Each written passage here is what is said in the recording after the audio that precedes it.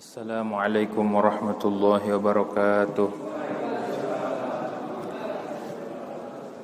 الفاتحة إلى روح سيدنا وحبيبنا وشفينا وقرة أعين مولانا محمد صلى الله عليه وسلم، ثم إلى روح آبائه وإخوانه من الأنبياء والمرسلين وعلى كل منهم وصحابته أجمعين، ثم إلى روح جميع سادتنا العالمين والأئمة المجتهدين والأعلام العاملين وصوفية المحققين المكن وحلة الرحم من شرق الأدلة مغربها، ونخص إلى روح الأستاذ أعظم الفقيه المقدم محمد بن علي بعلي وسلم، ثم إلى سيد الغير وسيد علي صاحب الدرك وسيد محمد مولد وإلى سيد عبد الرحمن سقاف وولد سيد عبد الرحمن سقاف ونصر إلى الحبيب أبو بكر سكرون الحبيب عبد الله بن أبو بكر سكرون الحبيب علي بن أبي بكر سكرون الحبيب عبد الرحمن بن شاحلي بن أبي بكر سكرون الحبيب أحمد بن عبد الرحمن بن شاحلي بن أبي بكر سكرون الحبيب أبو بكر بن عبد الله بكر بن عدن بن الحبيب الشيخ بن عبد الله العيدوس الحبيب حسين بن عبد الله العيدوس الحبيب علي بن العيدوس الحبيب الشيخ بكر بن سالم الحبيب سالم الشيخ بكر بن سالم والحبيب عمر بن عبد الرحمن العطاس الشيخ بن عبد الله بارس والحبيب وأولاد حبيب عمر بن عبد الرحمن العطاس وصولهم وفر وتلامذة وحبهم وأهل سيدتهم سماعين الحبيب عبد الله بن علي الحداد والحسن بن عبد الله الحداد الحبيب أحمد بن حسن بن عبد الله بن علي الحداد، ثم إلى نوح الحبيب أحمد بن زين الحبشي والحبيب جعفر بن أحمد بن زين الحبشي والحبيب صالح والحبيب حسن بن صالح البحر والحبيب عبد بن حسن بن طاهر طاهر بن سليم طاهر الحبيب حسن الحبيب عدوس بن عمر بن الحبشي والحبيب أبو عبد الله أبو بكر بن عبد الله طالب العطاس الحبيب علي بن حسن الحبيب أحمد بن حسن العطاس الحبيب علي بن حسن العطاس والحبيب عبد الله بن مشات الحبيب سليم بن عبد الله بن مشات الحبيب حسن بن عبد الله بن مرشات الحبيب علي بن عبد الله بن مشات الحبيب أبي بكر بن عبد الله بن مشات الحبيب علي بن شهاب الحبيب محمد بن علي بن شهاب الحبيب عبد الله بن محمد بن علي بن شهاب وسلمة أحمدهم وسلسلتهم أن الله يجري درجات الجنة ويعيد علينا بركاتهم وأسرارهم وورهم وعلم في الدين والدين والآخرة على هديهم ولكل نية صالحة وإلى حضرة النبي محمد صلى الله عليه وسلم بسر الفاتحة. أعوذ بالله من الشيطان الرجيم. بسم الله الرحمن الرحيم. الحمد لله رب العالمين الرحمن الرحيم مالك يوم الدين إياك نعبد وإياك نستعين اهدنا الصراط المستقيم صراط الذين أنعمت عليهم غير المغضوب عليهم ولا الضالين آمين. بسم الله الرحمن الرحيم. الحمد لله رب العالمين والصلاة والسلام على أشرف الأنبياء والمرسلين سيدنا محمد وعلى آله وصحبه أجمعين. رب اشرح لي صدري ويسر لي أمري واحلل عقدة من لساني يفقه قولي. ربي زدنا علما نافعا وارزقنا فهما ثاقبا. اللهم انفعنا بما علمتنا وعلمنا الذي ينفعنا. سبحانك لا علم لنا إلا ما علمتنا إنك أنت العليم الحكيم. ولا حول ولا قوة إلا بالله العلي العظيم. أما بعد، قال المؤلف رحمه الله تعالى ونفعنا به وببركة علومه في الدارين آمين.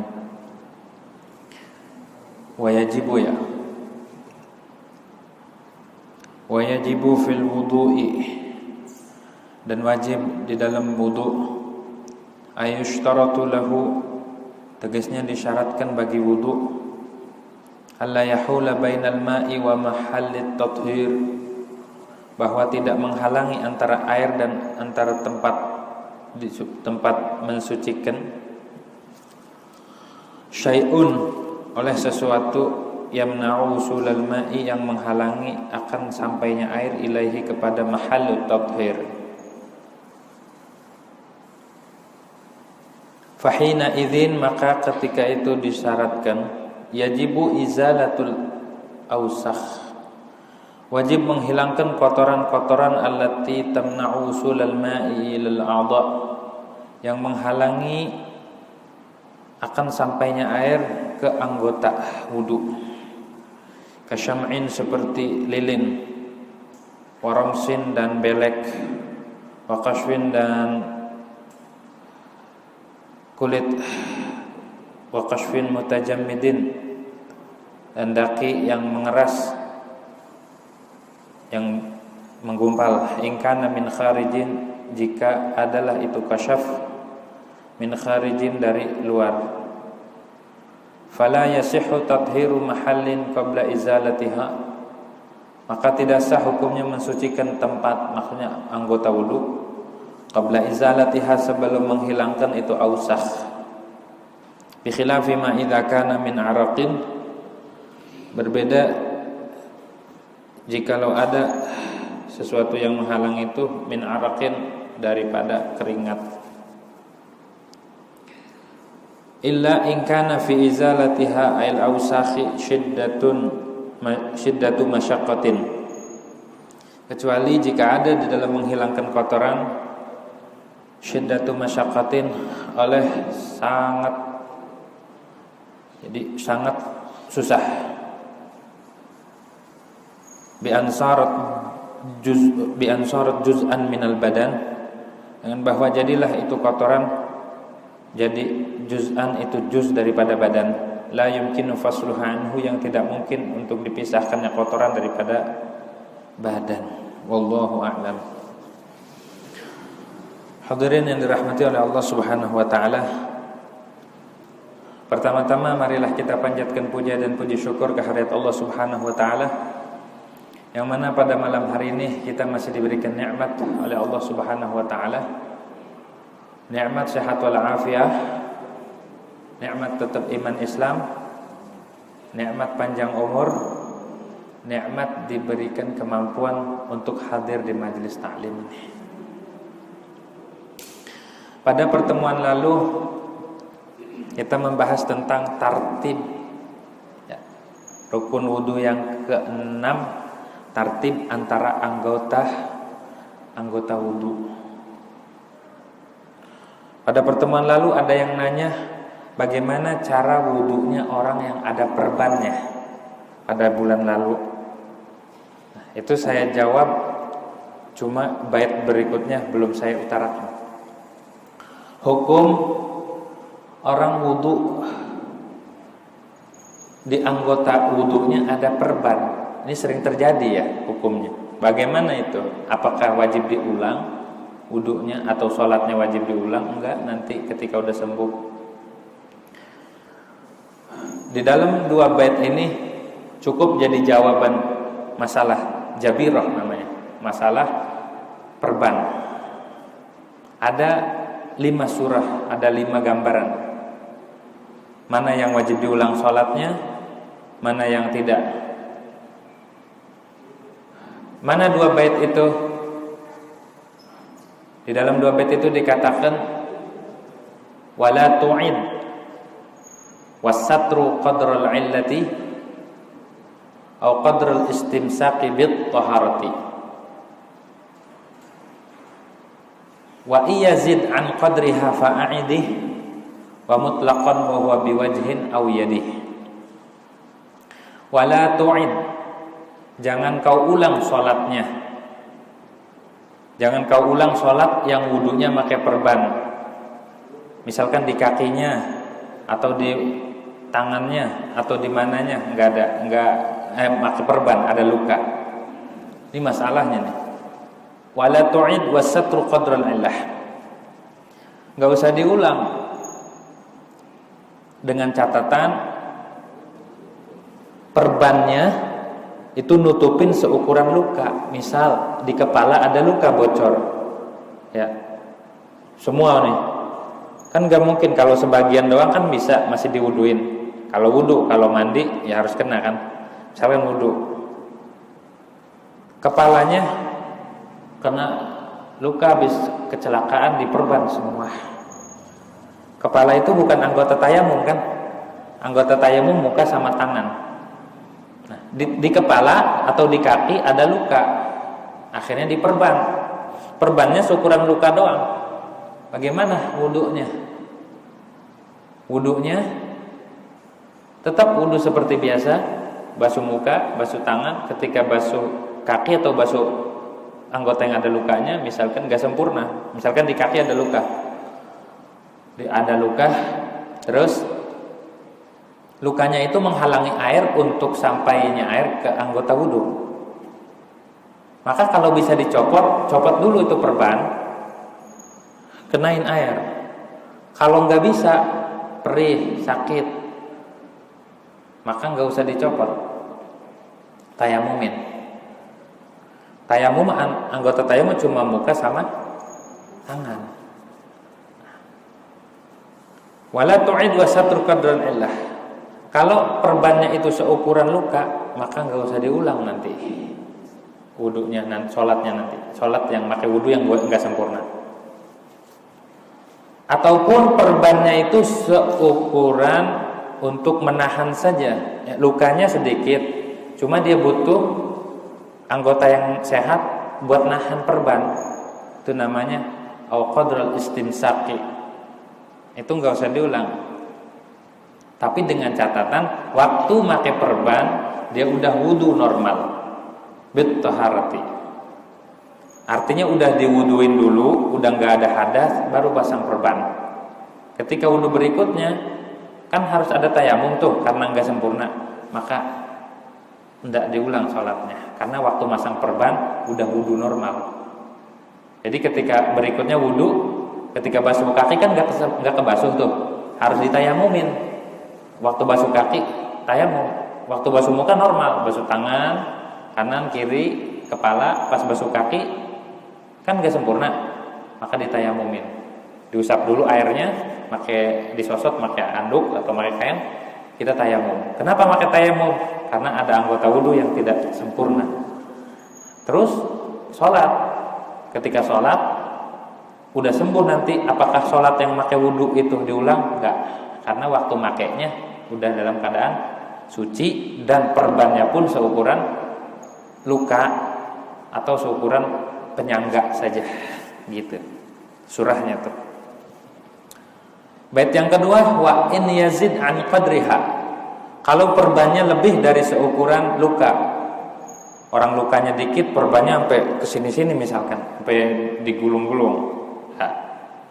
Wa yazid an qadriha fa'idi. Maka itu mah harus diulang. Kenapa? Karena perbannya ngambil anggota yang normal, anggota yang tidak sakit kok diperbanin, maka wudunya nggak sempurna berarti. Dan ketika sembuh harus diulang sholatnya, harus diulang. Wa mutlaqan wa huwa biwajhin aw yadi. Dan mutlak, maksudnya mutlak, mau perbannya seukuran luka atau kagak, mau ditaruhnya perbannya itu habis bersuci normal ataupun enggak, itu harus diulang ketika lukanya ada di anggota tayamum. Anggota tayamum itu tangan sama muka. Misalkan ada luka di tangan, ditutup pakai perban, walaupun perbannya seukuran luka, karena adanya di anggota tayamum, maka harus diulang sholatnya nanti ketika udah sembuh. Mengapa? Karena wudhunya enggak sempurna dan tayamumnya pun enggak sempurna. Orang ketika ditayamumin kagak kena juga pakai debu, pakai air kagak kena, pakai debu juga kagak kena, maka diulang. Itu jawaban pertanyaan kemarin. Ya. Pada pertemuan ini kita bahas syarat wudu. Wa yajibu fil wudu'i, dan wajib. Maksudnya wajib disyaratkan ketika berwudu tidak ada sesuatu yang menghalangi, ya, yang menghalangi antara air dan anggota wudu. Seperti mana yang menghalangi anggota wudu? Masker. Bukan masker ini pasti menghalangin.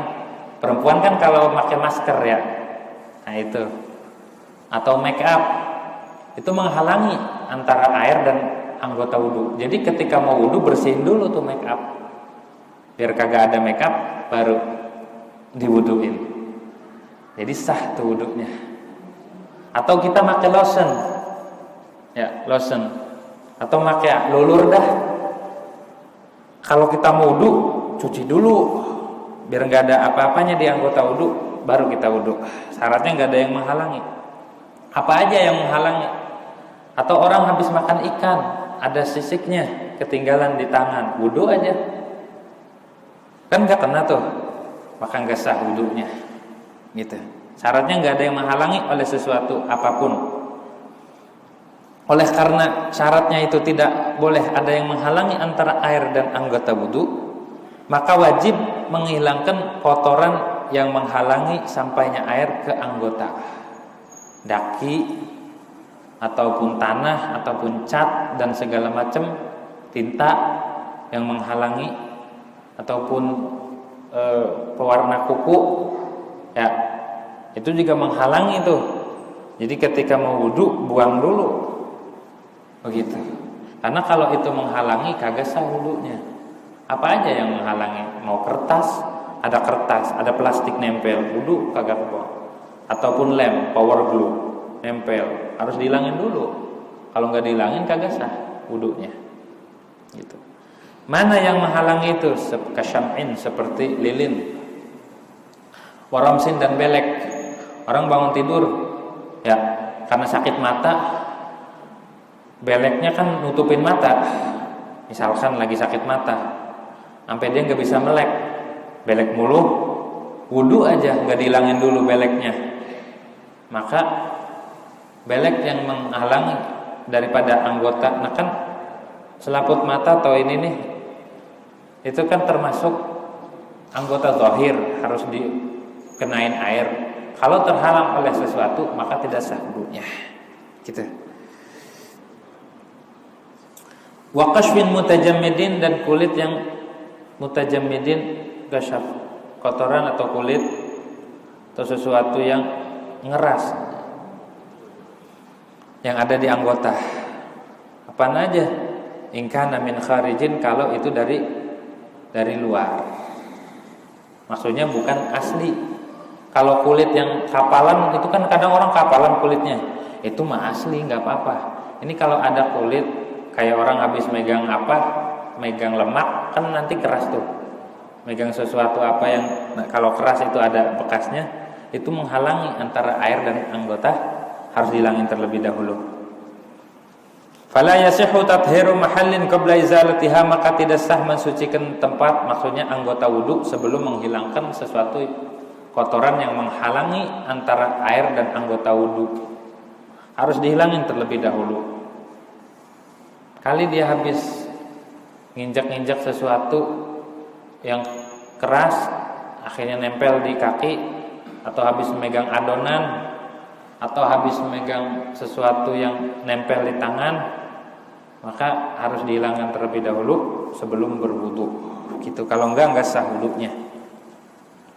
Bi khilafi ma idza kana min araqin, berbeda jikalau adalah itu kotoran timbulnya dari arak. Arak itu keringat.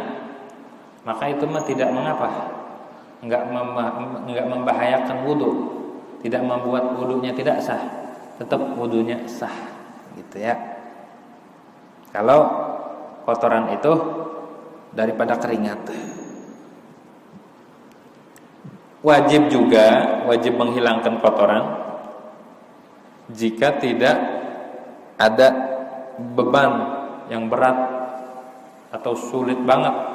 Kalau ada masyaqqah, di situnya ada capek, jerih payah, membuat berat banget karena udah jadi juz, udah jadi bagian dari badan. Kayak orang kan dakinya udah nempel sama badan, akhirnya antara daki sama badan gak bisa dibedain. Nah, kalau dihilangin kudu dikerok dulu pakai pisau, kan sakit tuh. Kayak orang dikerokin kan banyak kotoran. Kalau sakit, andai kata menghilangkan kotorannya butuh pada menghilangkannya itu harus berjerih payah, harus sakit dulu, maka itu mah tidak mengapa, enggak apa-apa. Mana bi ansarat juz'an minal badan. Surahnya yang masyaqqah itu atau sulit itu adalah kotoran itu sudah menjadi juz daripada badan. Maka itu tidak mengapa, biarin aja. Kalau tidak bisa dihilangkan. Wa qaulul qaffal tarakumul waskhi la yamna'ul wudu mahmulun ala dzalik. Tapi ada pendapat Imam Qaffal mengatakan andai kata di anggota wudu kita ada kotoran, ada daki, numpuk dakinya, orang kagak mandi sebulan. Ya, sebulan kagak mandi-mandi. Akhirnya dakinya numpuk, andai kata dikumpulin ada kali sekilo. Ya kan? Kata Imam Qaffal, daki yang numpuk itu tidak menghalangi wudu, tetap wudunya sah. Kata Imam Qaffal, pendapat itu kata ulama mahmulun ala dzalik, itu juga sah, diarahkan pada syarat tadi, yakni sah kalau menghilangkannya itu butuh pada upaya yang sangat, pada jerih payah yang kalau dihilangin harus dikerok dulu pakai pisau, pakai laser dan segala macam. Itu enggak mutlak. Wa min thamma la yanqudu massuha al-wudu. Oleh karena tarakumul wasakh la yamna'ul wudu, la yanqudu massuha. Ya. La yanqudu massuha. Di sini la yanqudu, tapi di ta'liqnya qauluhu la yanqudu al-aula yanqudu. Oleh karenanya kata Imam Qafal, daki yang numpuk itu tidak menghalangi wudu, yang kudu masuha al wudu. Kalau disentuh itu membatalin wudu. Misalkan ada perempuan sama laki-laki, ya kan batal kalau bersentuhan, kulit ketemu kulit. Kalau ada penghalang, nah penghalangnya itu dakinya si cowoknya, misalnya gagal mandi cowoknya, disentuh tangan yang ada kotoran itu, batal enggak? Kalau menurut pendapat Imam Qafal bahwa kotoran itu tidak menghalangi wudu, berarti batal. Karena wudunya aja sah, berarti kan itu dianggap anggota. Kalau menurut pendapat yang mu'tamad bahwa kotoran itu bukan juz dari badan dan itu menghalangi akan sahnya wudu, berarti kalau disentuh kagak batal. Begitu. Kalau disentuh kagak batal. Begitu ya tafsirnya.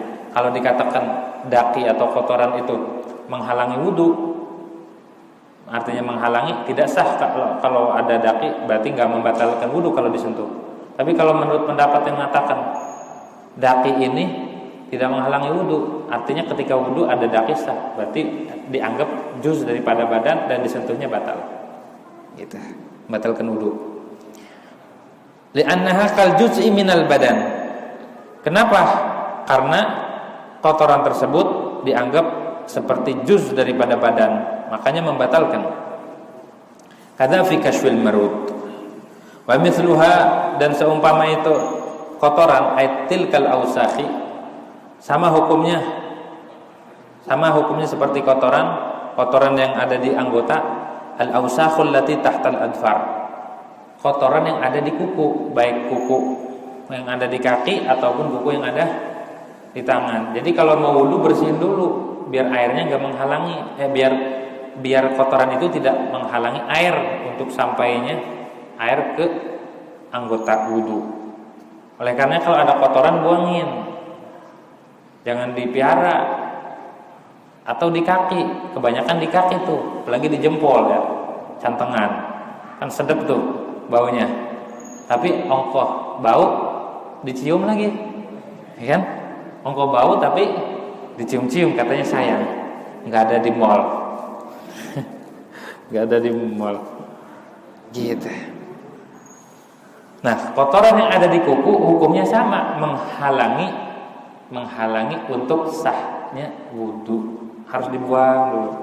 Kalau nggak sampai, kalau terhalang, kan biasanya perempuan tuh ngadonin tuh roti apa masuk tepung ke tangan, itu harus dibersihin dulu. Perempuan kan sering miara kuku. Kalau laki-laki kan kalau miara kuku kan kalau garuk pada bocel ya kan. Kalau perempuan mah miara kuku buat nyakar. Buat nyakar cowoknya kalau bandel gitu. Nah, itu kotoran yang ada di kuku ataupun cat kuku, pewarna kuku, itu harus dibuang dulu kalau menghalangi air. Kama qala Syihabur Ramli, sebagaimana dikatakan oleh Imam Syihabuddin Ar-Ramli. Itu sama hukumnya. Berarti ada pendapat yang mengatakan kotoran yang ada di kuku itu enggak batal. Enggak menghalangi wudu gitu, enggak menghalangi sahnya wudu. Naqlan 'anil Raudhah, mengutip daripada kitab Ar-Raudhah, Raudhatul Talibin karangan Imam Nawawi. Annal waskhal mujtam' tahta al-adfar al-mani' min wusulil ma' la yasihhu ma'hal wudu'u 'alal asah. Menurut Imam Ramli bahwa kotoran yang ada di bawah kuku yang menghalangi air, yang menghalangi sampainya air ke anggota yang di bawah kuku, itu kata Imam Ramli la yasihhu ma'hal wudu, tidak sah wudu kalau ada kotoran itu. Alal asahi, menurut qaul yang asah. Jadi ada muqabil asah, ada pendapat yang lain yang mengatakan bahwa walaupun ada kotorannya sah wudu. Tapi kita harus hati-hati. Kalau ini tidak dikhilafin, kalau yang enggak ada kotorannya sah wudunya, enggak ada satu ulama pun yang menentang. Tapi kalau ada kotoran, ada yang bilang sah, ada yang bilang kagak. Berarti wudunya ada yang bilang sah, ada yang bilang kagak. Makanya kita kalau ada qaul yang khilaf, sebaiknya kita hindarin. Sebaiknya kita hindarin, keluar dari khilaf. Kalau kita pakai yang khilaf-khilaf, nanti masuk surganya masih dikhilafin. Masih ada beda pendapat. Ini masuk surga apa enggak? Fi khilaf. Masih beda pendapat. Ada yang bilang masuk, ada yang bilang kagak. Karena waktu di dunia demen sama qaul yang khilaf-khilaf gitu. Dah selesai. Walau tasyaqqaqat rijluhu, andai kata kakinya pecah-pecah. Kalau orang dulu ada apanya itu yang bolong-bolong? Ya, kan pecah-pecah sama. Kalau pecah-pecah kan di pinggir. Kalau ghor itu bolong-bolong tuh. Biasanya kalau orang pakai kaos kaki kutu air ya. Gitu. Walau tasyaqqaqat rijluhu faja'ala fi tashaqquqiha syam'an aw hina'an. Yang bolongnya atau yang pecah-pecahnya ditaruhin lilin atau ditaruhin pacar. Wajib izalatu ainihi, maka wajib menghilangkan zatnya, menghilangkan bendanya dari lubang tersebut. Hilangin dulu biar enggak terhalang. Karena kalau terhalang oleh sesuatu benda, maka wudunya tidak sah. Hati-hati itu. Fa in baqiya launul hana lam yadurra. Kakinya ditaruhin pacar, kan kalau perempuan tuh dihiasin tuh kakinya, taruhin pacar, taruhin henna dari Arab tuh. Kalau masih ada warnanya enggak ngapa-ngapa kalau cuma warna, tapi kalau masih ada bendanya harus dihilangin ya, biar tidak terhalang air. Kalau seandainya anggota wudu itu terhalang oleh benda tersebut kayak tadi pacar, maka tidak sah wudunya gitu. Kalau cuma warna doang kagak ngapa-ngapa. Misalkan orang kasih warna di kukunya pakai pacar ya. Kalau cuma warna tidak mengapa, tidak menghalangi. Yang bahaya itu kalau ada zat atau ada bendanya. Wa in kana 'ala al-'udwi duhnun ma'i'un fajara al-ma'u 'ala al-'udwi wa lam yathbut sahha wudu'uhu 'ala al-asah. Bagaimana hukumnya kalau orang pakai minyak? Orang dulu kan sering pakai minyak apa? Minyak kelapa ya, nenek-nenek. Atau pakai minyak telon, atau pakai minyak sejenisnya, minyak GPU kayak minyak apa? Taruhin kedinginan, taruhin minyak. Pas wudu atau habis diurut ya. Pas wudu airnya kagak netep di anggota, langsung turun licin. Bagaimana hukum wudunya? Kan airnya enggak tetap, enggak nyerep.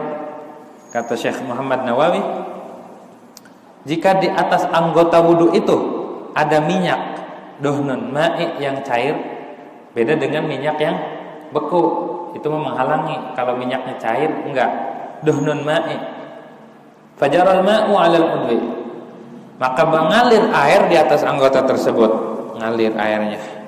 Walam yasbut, cuma enggak netep airnya, enggak nempel di anggota, langsung turun. Sahha wudu'uhu 'alal asah, maka sah wudunya menurut pendapat yang sahih. Menurut qaul asah sah wudunya. Jadi kalau habis diurut, bagaimana nih Ustaz? Kalau orang habis diurut wudu ada minyaknya, kagak ngapa-ngapa.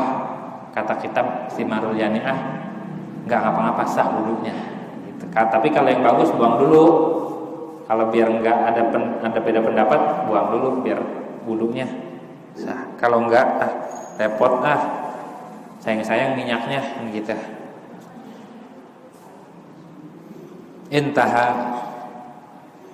Wa yustaratu jaryul ma' 'alal a'da, dan disyaratkan pula kalau orang wudu itu harus mengalir airnya di atas anggota wudu ketika membasuh anggota.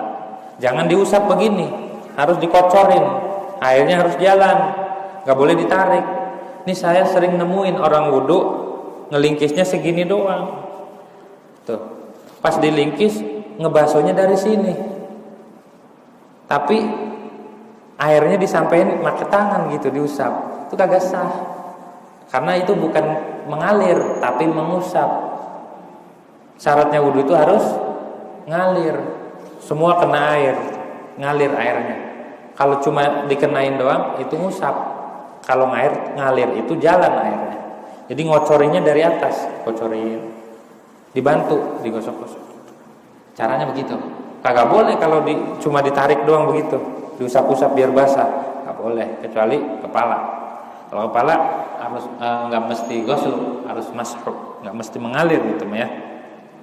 Sering terjadi tuh, basuh tangannya segini doang, ke atasnya ditarik-tarik begitu. Itu namanya ngusap, bukan ngebasuh. Fahina idzin la yakfi mashul a'dha'il maghsulah. Maka ketika itu tidak cukup mengusap anggota yang harus dibasuh. Anggota yang dibasuh itu mana? Muka, tangan, kaki. Kalau kepala kan diusap, ya. Kalau kepala cukup diusap saja. Tapi kalau anggota yang dibasuh, diusap cara wudunya agak sah. Misalkan dingin atau sayang-sayang ya sama make up, dia wudunya nggak dibasuh, diusap-usap aja gitu, nggak sah wudunya. Gitu, harus mengalir airnya dan harus yakin atau ghalabatul dzan, kuat prasangka air itu merata ke semua anggota yang dibasuh. Kalau tidak sah wudunya. Li'annahu la yusamma ghuslan, karena mengusap anggota itu tidak dinamakan membasuh, tidak dinamakan ghusl. Sedangkan di Qur'annya idza qumtum ila sholati faghsilu, bukan famsahu, faghsilu wujuhakum, basuh bukan mengusap. Bal labudda min sayalanil ma'i 'alaiha, akan tetapi tidak daripada mengalirnya air 'alaiha atas anggota wudu. Bahkan ketika ada perban pun atau ketika ada luka, bagaimana caranya biar anggota yang sehatnya itu kena atau teraliri air? Maka cara ngalirinya pakai kapas, biar airnya ngalir. Kalau digini-gini doang agak sah wudunya. Dialirin pakai kapas pelan-pelan tuh kan airnya ngalir tuh. Itu sama aja membasuh. Kalau disiram kan sakit, pakai kapas ini diperes ngalir tuh. Nggak boleh diusap.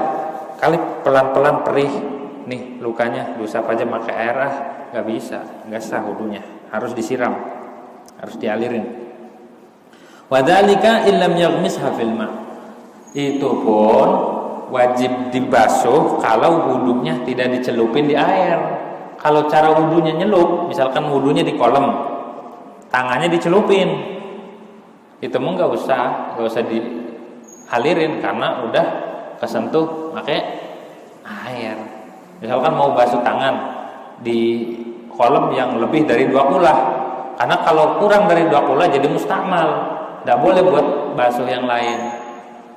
Harus kolamnya gede, lebih dari 2 kulah, dicelupin tangan waktu basuh tangan, digerak-gerakin 3 kali, maka cukup, gak perlu itu ngalir karena udah kena ya.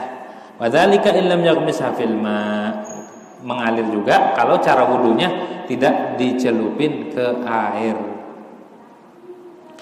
Wa yushtaratu aidan, dan disyaratkan pula isti'abul udwi bi ghusli juz'in yattasilu bihi, dan disyaratkan pula meratanya anggota dengan membasuh juz yang nempel dengan anggota tersebut. Apapun yang nempel dengan anggota yang wajib dibasuh, maka harus diratakan airnya. Misal di muka ada kutilnya, ada rambutnya, maka harus kena itu rambut. Ada tumor misal di muka atau di tangan, harus kena air, gitu, harus kena air. Ataupun hidungnya dipotong, di sini dijelaskan hatta law quti'a anfuhu aw syafatuhu lazimahu ghuslu ma dhahara bil qat'i. Sehingga andai kata hidungnya kepotong pakai senjata, ikut perang, ikut tawuran, kepotong hidungnya Kan jadi kelihatan tuh. Ketika wudu itu yang kelihatan harus kena air. Harus kena karena masuknya anggota zahir. Tangan misalkan dipotong atau bibirnya kepotong, maka yang kelihatan dari bibir harus kena air. Lazimahu ghuslu ma dhahara bil qat'i fil wudu'i wal ghusli 'ala al-asah. Maka wajib akan dia oleh membasuh apa-apa yang zahir dengan sebab terpotong di mana ketika wudu dan mandi. Pokoknya sesuatu yang ketika kena senjata dan menjadi zahir itu harus dibasuh karena masuknya anggota zahir. Bagaimana kalau ada orang anggotanya double, mukanya ada dua, kepalanya atau tangannya ada dua yang ke belakangan? Bagaimana? Walau khuliqalahu wajhani wajaba ghusluhuma wa ghuslu ma 'alaihima. Andai kata orang tercipta, terlahir memiliki dua mukanya. Maksudnya muka dua tuh bukan istilah, bukan peribahasa.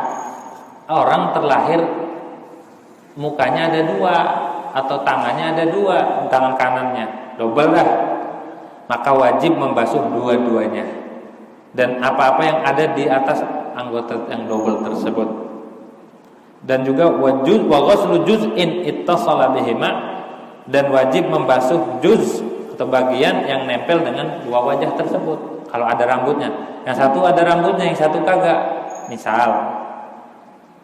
Atau yang satu normal, yang satu enggak, ada lukanya, ya ada kutil atau ada daging yang lebihnya, maka yang ada tambahannya tetap.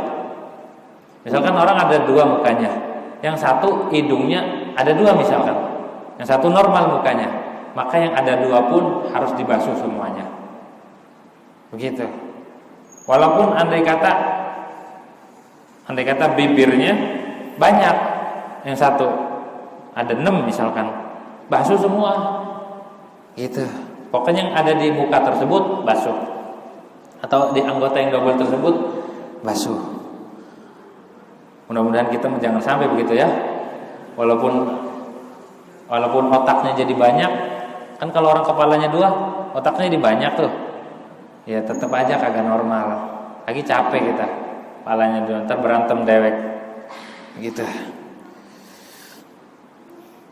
Ntar dikata medhi lagi ya. Fahina idzin idza taraka lum'atan saghiratan min 'udwin walau sahwan lam yasihhal wudu'u hatta yaghsilaha wa yu'idu ghusl al-a'dha'i allati ba'daha. Nah, karena wajib mengalirkan air ke seluruh anggota, jika tertinggal di anggota itu ada satu bagian yang kecil dari anggota ini tidak terbasuh, walaupun lupa, baik di situ ada penghalang ataupun emang kagak kebasuh, airnya ngalirnya enggak rata, lupa, tetap walaupun lupa tidak sah wudunya. Andai kata tertinggal satu bagian kecil aja enggak kebasuh air, maka misalnya kita habis ngebasuh muka, pas tangan kanan ada satu bagian kagak kebasuh, dia langsung tangan kiri aja. Pas lihat, lah ini kering ya, tadi nggak kebasuh, bagaimana? Ulangi. Mana yang diulang? Wudunya apa ini? Ini doang yang kagak kebasuh, nggak usah diulang dari awal. Wudunya sah yang muka tangan kanan kagak, tangan berikutnya dan kaki diulang lagi, karena syarat membasuh anggota itu setelah sah membasuh anggota sebelumnya. Harus tertib, yang pertemuan yang lalu udah dijelasin. Maka tidak sah wudunya hatta yaghsilaha, sehingga dia membasuh akan lum'ah tersebut, akan bagian yang kecil tersebut, wa yu'idu ghusl al-a'dha, dan dia mengulang akan membasuh anggota yang setelahnya. Harus diulang. Enggak boleh, lah ini ketinggalan, ini aja yang dibasuh, ini aja. Enggak, ini dan berikutnya. Kan yang ini udah, iya udah, tapi kan ini enggak sah karena ininya belum sah. Gitu. Tuh, segitu. Sebelum dilanjut ada pertanyaan. Ini bicara yang harus dilakukan di dalam wudhu tuh tadi itu, mulai dari rukun wudhu dan syarat-syaratnya. Kalau ada pertanyaan silahkan, kalau tidak ada kita lanjut ke sunnah wudhu. Tato itu karena masyaqqah. Tato itu kan di luar apa di dalam itu tinta? Hah? Kalau tatonya tato bocah yang tempelan itu ngalangin itu. Yang tato bocah kan dari permen tuh, permen karet, itu ngalangin. Tapi kalau tato yang ditusuk itu tintanya di dalam kulit apa di luar? Di dalam. Hah? Di dalam kan? Hah? Tato itu di dalam kulit, ya, bukan di luar. Ya, cuma yang jadi masalah itu tato najis. Kok najis? Kan darah itu keluar, darah yang gumpal. Ya, nyampur sama tinta. Itu. Bagaimana hukumnya? Kalau bisa dihilangin. Nanti ada masalah nih. Insya Allah di pertemuan berikut jawab. Bagaimana hukum menghilangkan tato? Di tatonya ini waktu kecil atau udah gede atau lagi keadaan gila atau keadaan sadar, nanti di situ ada hukum bagaimana menghilangkan tato nih. Kalau di tatonya waktu kecil bagaimana? Kalau di tatonya waktu gede bagaimana? Nanti ada jawabannya di kitab Busyrul Karim. Insya Allah pertemuan berikutnya. Hukum biar lengkap gitu. Hukum menghilangkan tato. Dan hukum wudu ada tatonya sah. Itu aja. Sah. Mandinya sah. Karena apa? Sulit. Kalau andainya dibuang bagaimana? Harus digosok dulu. Sakit, nyakitin, gak boleh nyakitin. Kayak kemarin nih, kalau seandainya ada jarinya nempel, kebakar nempel, apakah wajib dipotong? Kalau nyakitin jangan, ta'dzim namanya. Kalau ada masyaqqah. Kalau bisa dibuang sekarang katanya ada bisa pakai laser ya. Bisa. Kalau nggak sakit, buang itu. Karena ada najisnya itu, sholatnya gimana? Tapi yang mau tamat nggak apa-apa. Jangan bilang, lu tatoan kagak sah sholatnya. Itu makin kagak sholat. Udah mau tobat, makin kagak sholat. Biarin aja dulu pelan-pelan, gitu ya. Jangan begitu, kagak sah wudunya, kagak sah. Kalau di luar, misalkan itu warnanya itu di luar kulit, maka itu nggak sah wudunya. Tapi kalau seandainya, tadi balik lagi, kalau seandainya di dalam itu tinta, berarti kan itu hukumnya nggak menghalangi di dalam kulit. Tanya tukang tato, itu di dalam apa di luar itu warna? Kalau tato bocah yang pakai tempelan itu mau di luar, itu ngalangin air, itu harus dibuang, dikerok gitu. Nah baru wasunul.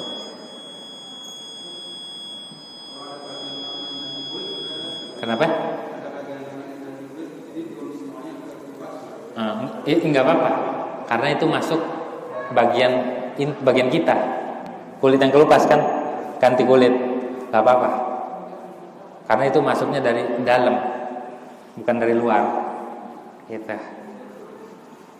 Kalau kita habis megang-megang apa?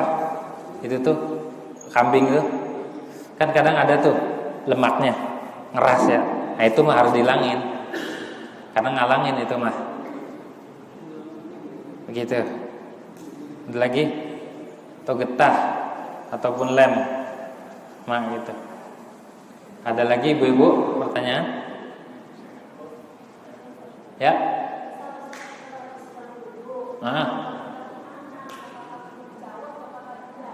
Kenapa? Makruh. Waktu wudu ngobrol. Kenapa? Oh ada yang tanya.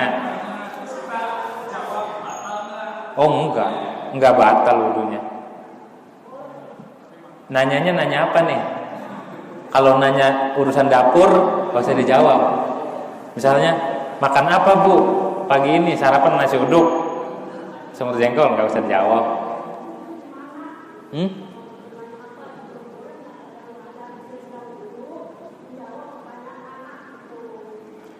Boleh, bicara waktu wudu boleh, cuma makruh doang. Makruh. Hah? Boleh, cuma makruh. Bagusnya jangan. Artinya nggak ngapa-ngapa, nggak dosa, cuma makruh saja. Nggak haram, nggak makruh. Waktu wudu bicara itu makruh. Nah. Terus ada lagi? Ada? Masih ada? Kalau enggak, kita lanjut. Satu, kita bahas wasunanul wudu'i katsiratun.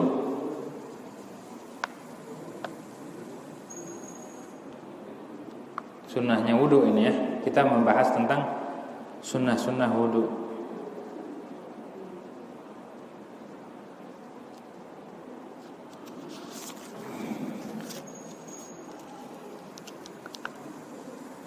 Tadi kan walaupun lupa ketinggalan air ya, ketinggalan di anggota wudu nggak kebasuh, lupa.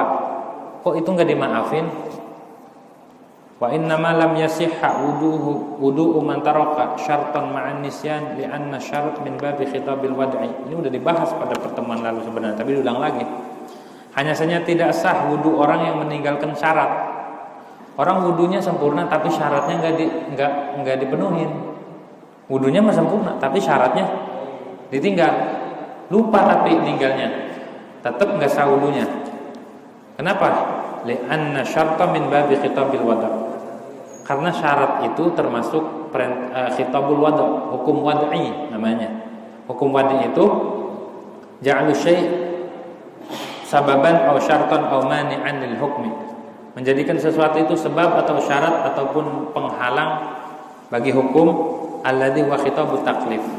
Jadi di dalam agama ini ada namanya hukum taklif, ada namanya hukum wad'i. Hukum taklif ini contohnya wudu atau sholat. Nah di dalam wudu ini ada syarat. Syaratnya wudu yang jumlahnya 8. Itu syarat namanya khitabul wada' atau hukum wad'i. Seperti orang sholat, syaratnya sholat kan bersuci. Jadi wudu kalau disandarkan ke sholat, dihubungkan ke sholat, itu menjadi syarat buat sholat. Jadi wudu atau bersuci itu hukum wad'i. Sholatnya namanya hukum taklif, perintah Allah. Orang kagak sah sholatnya, walaupun lupa. Ya, ini udah kelar lagi, udah kelar. Tadi nggak wudu, tapi lupa saya sholatnya nggak wudu tuh lupa. Tetap harus diulang. Lah kan lupa. Walaupun lupa, kalau urusannya dengan syarat harus diulang. Beda dengan rukun. Kalau rukun, kalau lupa nggak batal. Misalkan lupa, ninggalin ruku, lupa nggak sengaja, balik lagi. Kalau sebelum ngelakuin ruku lagi di rakaat kedua, balik ke ruku. Kalau udah ngelakuin ruku lagi, maka rakaat tadi nggak jadi. Ini baru pertama terhitungnya, harus nambah lagi. Pokoknya kalau sesuatu itu yang dilupakan syarat, walaupun sampai lupa, itu tetap nggak sah ibadahnya. Nggak ada uzur gitu. Wa huwa la yakhtalifu fihi as-shaghir wal kabir. Kalau hukum wad'i itu tidak beda, mau anak kecil, mau orang gede, walal jahil wa ghairu, mau dia tidak tahu ataupun dia tahu, fa huwa syamilun likulli ahad. Hukum wad'i itu mencakup bagi tiap-tiap seseorang.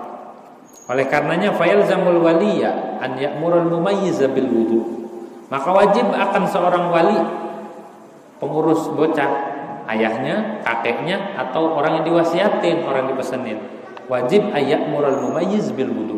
Wajib memerintahkan bocah yang udah tamyiz, merintahkan dengan wudu. Mau sholat bocah kecil, bocah tuh mau sholat, walaupun dia masih kecil karena udah tamyiz, wudu dulu, harus ada syaratnya dulu.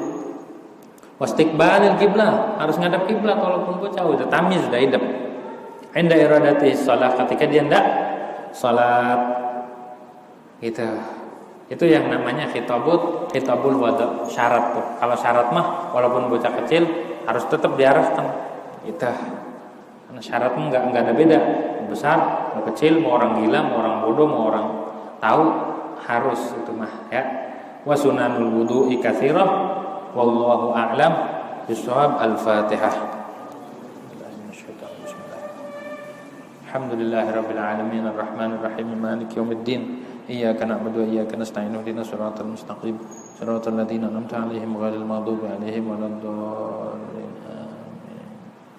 بسم الله الرحمن الرحيم الحمد لله رب العالمين الحمد لله في ما يكفي مزيده اللهم اقسم لنا من خشيتك ما تحول به بيننا وبين معصيتك من طاعتك ما تبلغنا بجنتك ومن اليقين ما تهون بها علينا مصائب الدنيا ومتعنا اللهم بأسمائنا وأبصارنا وقواتنا أبدا ما أحيتنا واجعله الوارث منا واجعل ثأرنا على من ظلمنا وانصرنا على من عادنا ولا تجعل مصيبتنا في ديننا ولا تجعل الدنيا أكبر همنا ولا مبلغ علمنا ولا غاية رغبتنا ولا تسلط علينا بذنوبنا من لا يخافك ولا يرحمنا اللهم إنا نسألك موجبات رحمتك وعزائم مغفرتك وسلامة من كل إثم والغنيمة من كل بر والفوز بالجنة والنجاة من النار ربنا لا تدع لنا ذنبا إلا غفرته ولا هما إلا فرجته ولا كربا إلا نفسته ولا عدوا إلا أهلكته ولا حبيبا إلا حفظته ولا غائبا إلا رددته ولا مريضا إلا شفيته ولا حاجة من حوائجنا والآخرة إلا كريم ونبي صلاح إلا قضيتها ورزقتها وسبحان رحم الراحمين يا أرحم الراحمين صلى سيدنا محمد وعلى آله وصحبه الحمد لله رب العالمين. Demikian kurang lebihnya mohon maaf. Hadanallahu wa iyyakum. Assalamualaikum warahmatullahi wabarakatuh.